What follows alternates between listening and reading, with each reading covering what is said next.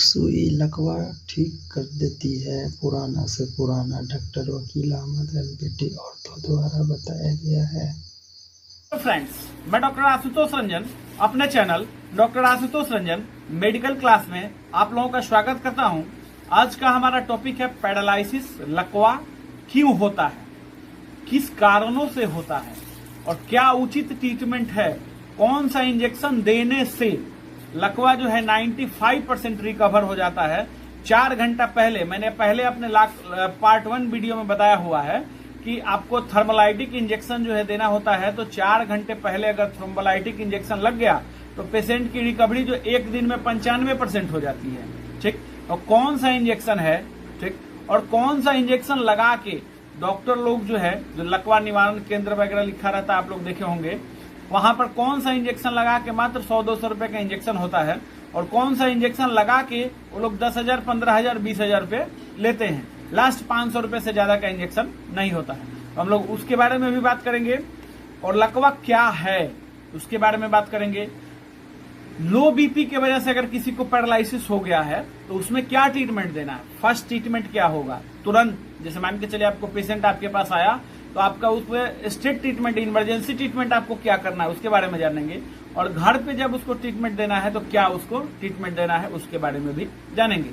लो BP के लिए जान लिया। हाई बीपी की वजह से अगर किसी को पैरालिसिस हो गया है तो हम लोग जानेंगे कि हाई बीपी में जो है कि कौन सा मेडिसिन उसको देना है और तुरंत इमरजेंसी में कौन सा मेडिसिन देना है और घर पर जो है कितने दिन मेडिसिन चलाना है और क्या चलाना है, मेडिसिन का क्या डोज रहेगा, कितने दिन में पैरालिसिस ठीक हो जाएगा, इन सब को इस वीडियो में जानेंगे। देखिए ये वीडियो बहुत ही महत्वपूर्ण है और बहुत ही रिसर्च करके मैं आप लोगों के लिए वीडियो लेके आया हूं। देखिए रिसर्च क्या करना होता है, क्योंकि आपको मैं कैसे समझा पाऊं इस चीज का रिसर्च मुझे करना होता है।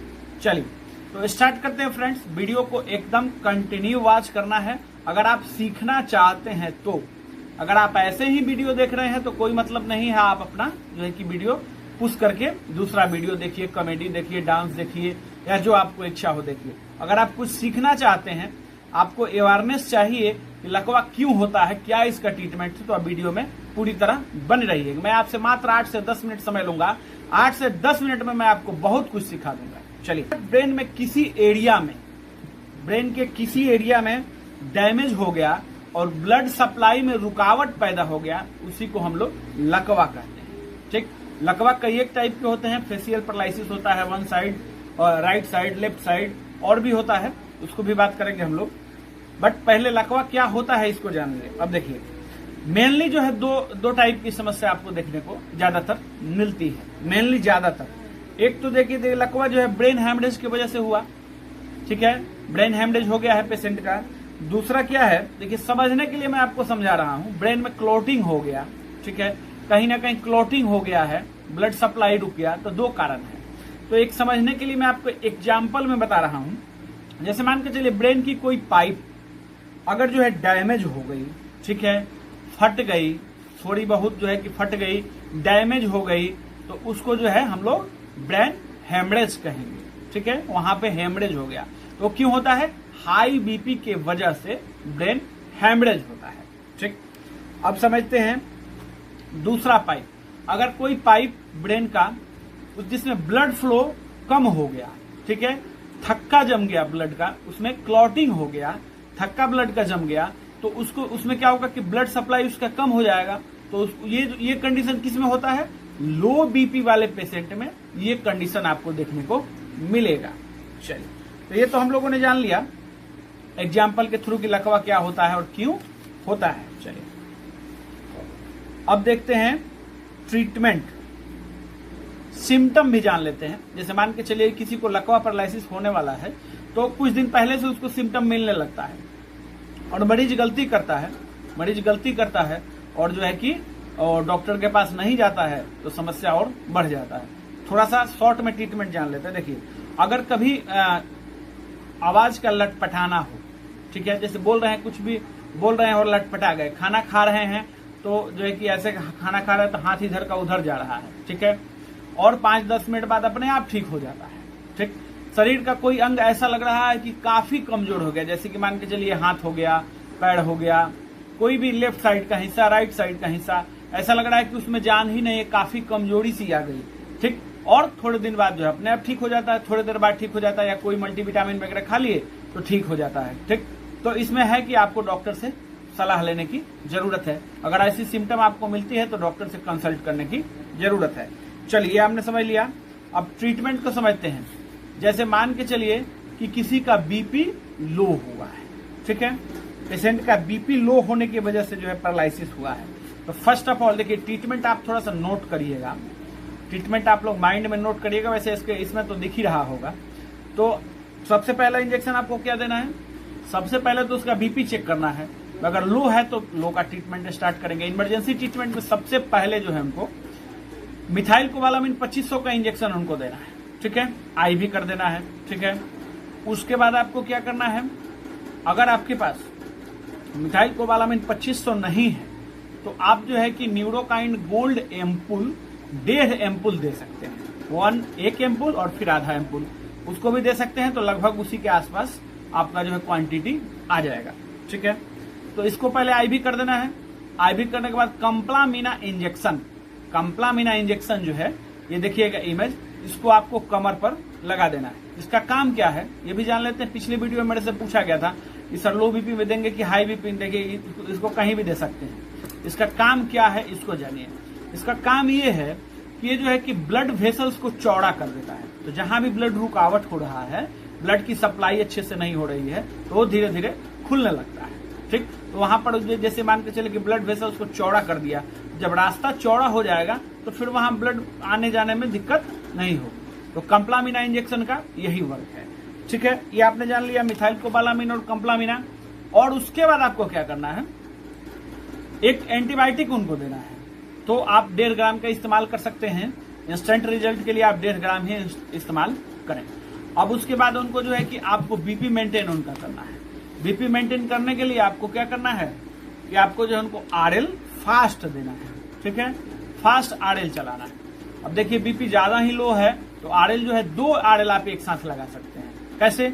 एक इस हाथ में लगा दीजिए राइट हैंड में, और एक जो है लेफ्ट हैंड में लगा दीजिए। ये इमरजेंसी ट्रीटमेंट का एकदम सही तरीका मैं आपको बता रहा हूँ। तो ये दोनों में आप लगा सकते हैं। जब बीपी इनका 100 के प्लस आ जाए, 100 से 110 हो जाए, ठीक, तो फिर आप उसके बाद उनको क्या लगाना है, ये तो हो गया। उसके बाद तब उनको मेनिटोल लगाना है, ठीक। अभी आपने क्या समझ लिया, इमरजेंसी ट्रीटमेंट। क्या इमरजेंसी ट्रीटमेंट आपको देना है। अब इसके बाद घर जाके जो है क्या उनको देना है ये समझ लीजिए। घर जाने के बाद उनको क्या ट्रीटमेंट चलाना है। तो घर जाने के बाद इनको जो है ऐसा करना है कि मेनिटोल को जो है, मैं मेनिटोल को एक सुबह और एक शाम, ठीक है, आप देख लीजिए। मेनिटोल को दो टाइम चला सकते हैं, सुबह और शाम, ठीक। और उसके बाद उसके साथ क्या क्या देना है, एम्पुल न्यूरोकाइन गोल्ड, ठीक है, जो 1500 mg में होता है। एक एम्पुल सुबह, एक एम्पुल शाम, ठीक है। आईवी देना है, क्विक रिजल्ट मिलेगा, ठीक। आईएम में मिलेगा, थोड़ा कम स्लो रिजल्ट मिलेगा। ये समझ लिया आपने। कंप्लामिना इंजेक्शन को क्या करना है, अल्टरनेट दे देना है। एक दिन छोड़ के इसको जो है कि इस इंजेक्शन को देना है, ठीक है। ये हो गया। अब इसके बाद इसमें इनको 1 ग्राम सुबह और 1 ग्राम शाम भी एंटीबायोटिक भी देना है। एंटीबायोटिक का क्या रोल है इसमें, एंटीबायोटिक का रोल है कि अगर कुछ बैक्टीरियल कॉज होता है, देखिए ऐसे तो आप फाइंड नहीं कर पा रहे हैं ना, तो आप दे देंगे तो अच्छा रहेगा, क्योंकि आप फाइंड नहीं कर पा रहे हैं। अब उसको फाइंड करने के लिए मैं तरीका बताऊंगा कैसे फाइंड करना है। तो ये आपने समझ लिया। उसके बाद टैबलेट देना है आपको सीटीमैक-पी। सीटीमैक-पी टैबलेट जो है, अब देखिएगा, इसको ओडी डोज में दे सकते हैं। और जिसको जो है इंजेक्शन आप नहीं लगा पा रहे हैं, ठीक, इंजेक्शन नहीं लगा पा रहे हैं, तो उसको बीडी डोज में देंगे, एक सुबह एक शाम, क्विक। ये आपने समझ लिया। 5 दिन का ट्रीटमेंट आपको ये करना है, ठीक। और 5 दिन बाद जो इंजेक्शन आपको मैंने बताया हुआ है, ठीक है, उनको आप टैबलेट फॉर्म में भी कर सकते हैं। इंजेक्शन 2 हो गया, ठीक है, न्यूरोकाइन गोल्ड इंजेक्शन ओडी हो गया, और कंप्लामिना जो है कि 1 दिन छोड़कर हो गया, ठीक है। और सीटीमैक टैबलेट उनको कर दीजिए 2 टाइम, सुबह और शाम, सीटीमैक-पी, ठीक। अब इसके बाद क्या करना है कि उनको जो है कि ये दवा आपने दे दिया।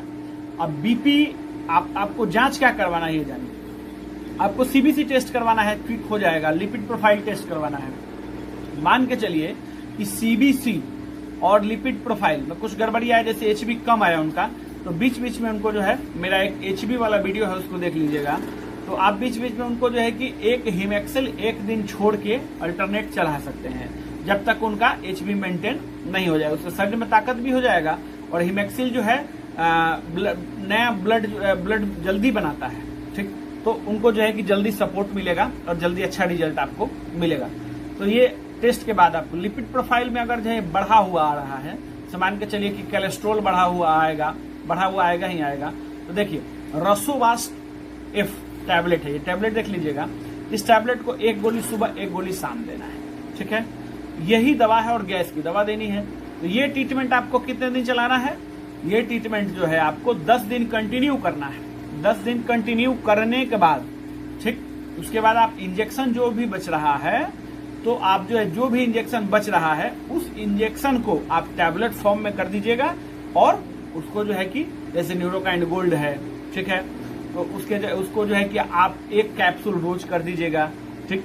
कंप्लामिना इंजेक्शन है तो उसको जो है आप क्या कर सकते हैं कि 1 टैबलेट बीडी कर सकते हैं, और ज्यादा समस्या है तो बीडी करें और नहीं तो 1 टाइम ओडी ही करें। चलिए फ्रेंड्स, तो ये हम लोगों ने लो बीपी के ट्रीटमेंट को जान लिया कि लो बीपी अगर पेशेंट को लो बीपी के वजह से अगर पैरालिसिस हुआ है तो ये ट्रीटमेंट आपको देना है। स्टेप बाय स्टेप सभी ट्रीटमेंट को हम लोगों ने जान लिया। अगर कुछ समझ में नहीं आया हो तो वीडियो को थोड़ा सा रिप्ले करके देखिएगा, सब कुछ समझ में आ जाएगा, ठीक। अगर आपके पास हाई बीपी का पेशेंट आया है, सपोज कीजिए कि पेशेंट को हाई बीपी हुआ है, उसके वजह से हुआ है, तो सबसे पहले आप उसको बीपी मैनेज करना है। सबसे पहला इंजेक्शन आपको लेसिक्स देना है, ठीक है, लेसिक्स इंजेक्शन आप देंगे, बीपी जब उनका डाउन हो जाए लेसिक्स इंजेक्शन दीजिए और मैनिटोल जो है उनको तुरंत लगा दीजिए, मैनिटोल जो है उनको तुरंत लगाइए, ठीक, और लेसिक्स इंजेक्शन दीजिए। 1-2 बार बाथरूम होगा तो बीपी उनका कम हो जाएगा। अगर बीपी की दवा पहले से खा रहे हैं तो उनको बीपी की दवा दे सकते हैं, बट देखिए टैबलेट देंगे तो तुरंत जो है वो काम नहीं करेगा। उसके साथ एक ऑप्शन और भी है, आप डेपिन टैबलेट दे सकते हैं। डेपिन ये देख लीजिए कैप्सूल आता है, इसको जीभ के नीचे दाब के जो है, ज्यादा बीपी है तो 2 कैप्सूल, ठीक है, जीभ के नीचे निडल से जो है कि आप प्रिक कर दीजिएगा और जीभ के नीचे दाब दीजिएगा या बोलिएगा तो इसको चूसते रहने के लिए, ठीक, तो बीपी कम कर देगा। ये आपके ऊपर है जितना बीपी है। बहुत ज्यादा बीपी है तभी आप लेसिक्स और डेपिन दोनों का प्रयोग करेंगे, नहीं तो एक ही कोई प्रयोग करेंगे तो मरीज आपका ठीक हो जाएगा। और बाकी ट्रीटमेंट क्या रहेगा, सेम ट्रीटमेंट रहेगा। बाकी जो है आपको अभी लो बीपी का हमने ट्रीटमेंट जो बताया वो सब सेम ट्रीटमेंट रहेगा। हाई बीपी में भी बस यही कि बीपी को मैनेज करना है। अब देखिए इसमें सीटी हेड की जरूरत है, ठीक है, आप दोनों में करा सकते हैं, एनसीसीटी हेड तो दोनों में आपको कराना चाहिए, तो इसमें सीटी की जरूरत है। अब मैंने आपको कहा था कि एक इंजेक्शन जो है डॉक्टर लोग जो लगाते हैं, ठीक, 5,000, 10,000, 20,000 रुपए लेते हैं, वो कौन सा इंजेक्शन होता है, देखिए कोई इंजेक्शन नहीं होता है, ठीक, दिखा के तो नहीं लगाते हैं, ठीक है, क्यों नहीं दिखा के लगाते हैं, क्योंकि वो कंप्लामिना इंजेक्शन होता है और न्यूरोकाइंड गोल्ड इंजेक्शन होता है। एक इंजेक्शन लगाते हैं नस में और एक इंजेक्शन लगाते हैं कमर पर। और जो देहात टाइप के, विलेज टाइप के लोग हैं, मतलब कि विलेज में जो रहने वाले प्रशिक्षित जो है उनको जानकारी नहीं है, उनको बेवकूफ बना देते हैं, 5,000, 10,000, 20,000 ले लेते हैं, और नहीं तो वहां पर रख के मैनिटोल वगैरह ये सब चलाते हैं, थोड़ा समय लेते हैं तो अपना फिर जो है कि बिल बनाते हैं। तो देखिए इसमें कोई जादू नहीं होता है।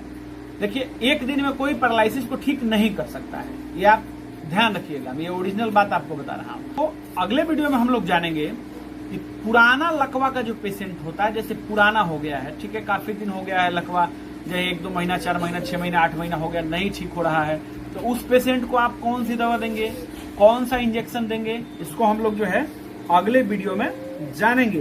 कैसे उस पेशेंट को ठीक किया जाता है और क्या दवा दिया जाता है। इसलिए आप मुझे सब्सक्राइब जरूर कर दीजिएगा। नेक्स्ट वीडियो के लिए अगर आप मेरे व्यूअर हैं तो बहुत अच्छी बात है, अगर नहीं सब्सक्राइब किए हैं तो उन्हें सब्सक्राइब करिएगा, तो आपके पास नोटिफिकेशन पहुंच जाएगा। और मेरे चैनल पे काफी हेल्थ टॉपिक्स पड़े हुए हैं, उन हेल्थ टॉपिक्स को देखिए, इससे अच्छी हेल्थ टॉपिक्स पड़े हुए हैं, बहुत अच्छा। आप देखिए और मुझे कमेंट करके बताइए कि कैसा लगा। धन्यवाद।